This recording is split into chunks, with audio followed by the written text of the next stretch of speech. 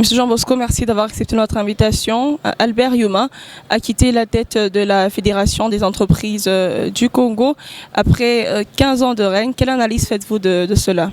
Voilà, merci beaucoup pour la préoccupation. D'abord, il faut signifier que le bilan, Youma en tant qu'opérateur économique, Youma en tant que citoyen congolais, il faut faire d'abord un bilan de Youma en tant que citoyen congolais. Il a été PCA à Gécamine. Le tableau n'est pas satisfaisant. Hein. D'abord, son rendement à la Gécamine.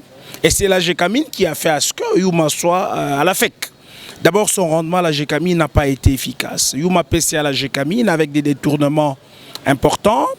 Et après, vous voyez aujourd'hui la cité Gécamine, les infrastructures Gécamine n'existent plus. La Gécamine a pratiquement vendu le patrimoine public. Comment on peut évaluer l'efficacité d'un président de la FEC, d'une fédération des entreprises nationales congolaises, mais c'est par l'implication des opérateurs économiques au sein de l'activité économique. Ça va ? Les opérateurs économiques jouent un grand rôle au sein de l'activité économique. Et quelle a été la place des opérateurs économiques dans l'activité économique? Est-ce que les opérateurs économiques ont facilité le fonctionnement de l'activité économique? Non, pas du tout. Pas du tout. Et d'ailleurs, vous allez vous rendre compte que la spéculation au niveau de la devise étrangère, la spéculation, c'est-à-dire la variation du taux d'échange, la variation du niveau général des prix qu'on appelle l'inflation, est généralement une composante provoquée par la FEC. Les opérateurs économiques n'ont ciblé que le profit. À quel niveau situez-vous l'importance de la FEC dans la croissance économique de la RDC? Le ministère national de l'économie, le ministère national de budget, le ministère, même la présidente de la République, le gouvernement, devait demander à ce que la FEC soit cette fois-là revisée, soit revisitée. Cette fois-là, la FEC soit réformée. Quelles sont les réformes que l'on peut entreprendre afin de mener à bien cela? Non, d'abord, nous ne pouvons pas parler du réforme sans reformer l'homme. On ne peut pas prendre, excusez-moi le terme, un délinquant, un détournement de fonds, le mettre à la tête de la FEC.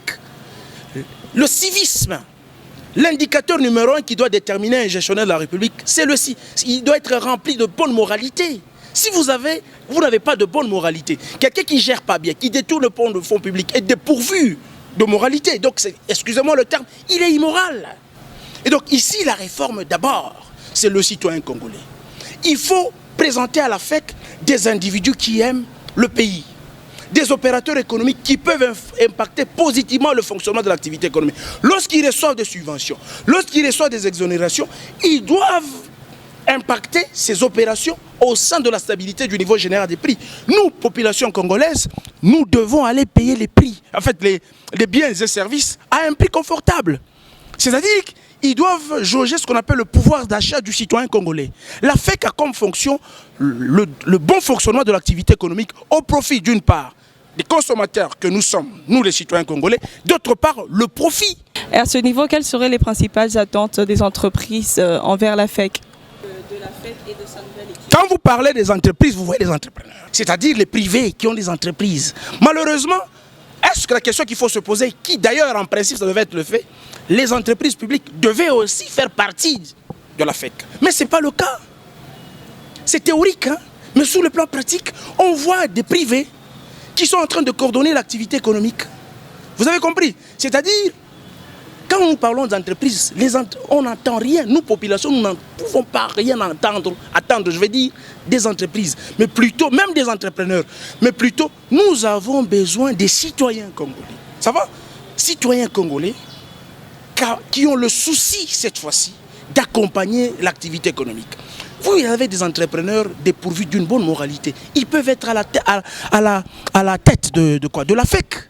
Un grand merci, M. Jean Bosco, d'avoir répondu à nos questions. Merci beaucoup à vous.